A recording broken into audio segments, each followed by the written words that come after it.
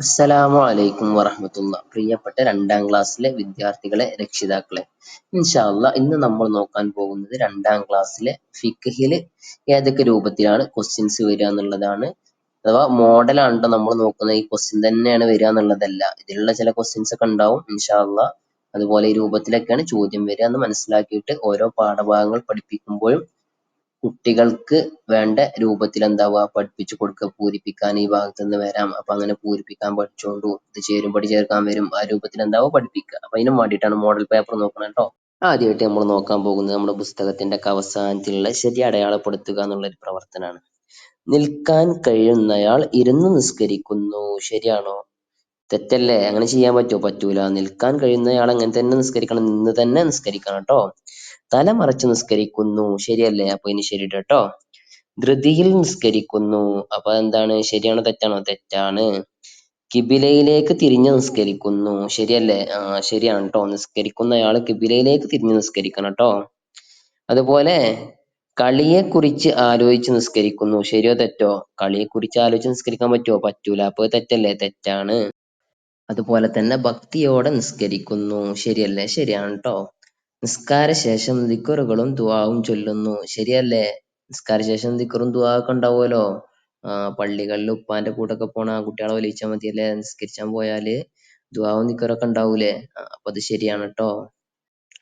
അടുത്തത് പൂരിപ്പിക്കുക എന്നുള്ളതാണ്. അല്ലാഹുമ്മ ഇഹ്ദിനി ഫീമൻ ഹദൈത്ത്.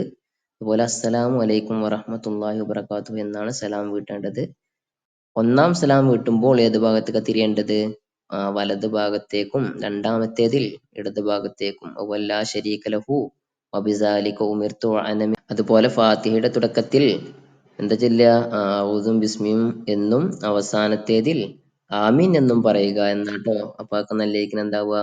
പഠിക്കുക. ഭാഗമൊക്കെ ശ്രദ്ധിക്കണം കേട്ടോ. അങ്ങനെ പൂരിപ്പിക്കാൻ വരുന്നതൊക്കെ പുസ്തകത്തില് തദ്രീബാത്തില് പൂരിപ്പിക്കാൻ വന്ന വജ്ജഹത്തു അത്തഹിയാത്തിന്റെ ഒക്കെ ഭാഗങ്ങൾ നിർബന്ധമായിട്ടും പഠിക്കണം കേട്ടോ. ഇനി അടുത്ത യോജിപ്പിക്കാനുള്ളതാണ്.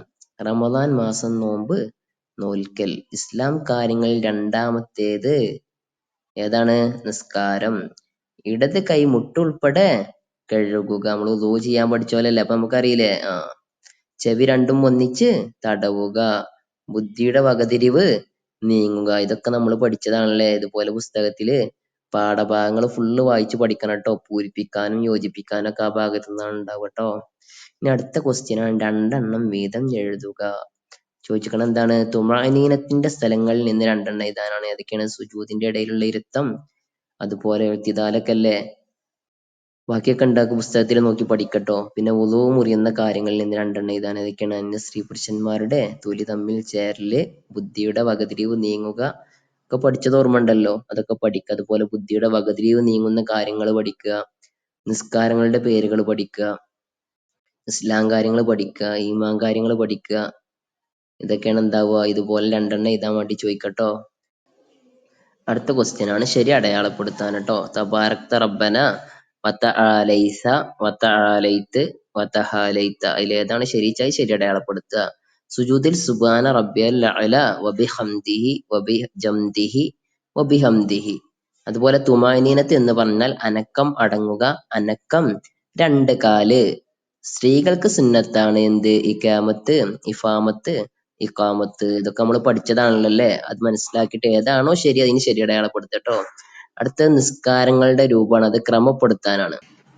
സൂറത്ത് ഓതൽ. ഫസ്റ്റ് സൂറത്ത് ഓതലാണോ? അല്ലല്ലോ. ഏതാണ് അതിൽ ഒന്നാമത്തെ? ഇങ്ങനെ നോക്കുക. നീയത്ത് ഉണ്ടല്ലേ? അതല്ല ഒന്നാമത്തത്. രണ്ടാമത്തെ പരിപാടിയാണ് ഏത്? ഫാത്തിഹ. മൂന്നാമത്തെയാണ് ഇത് സൂറത്ത് ഓതല്. പിന്നെ ഇനി ഏതാ പരിപാടി?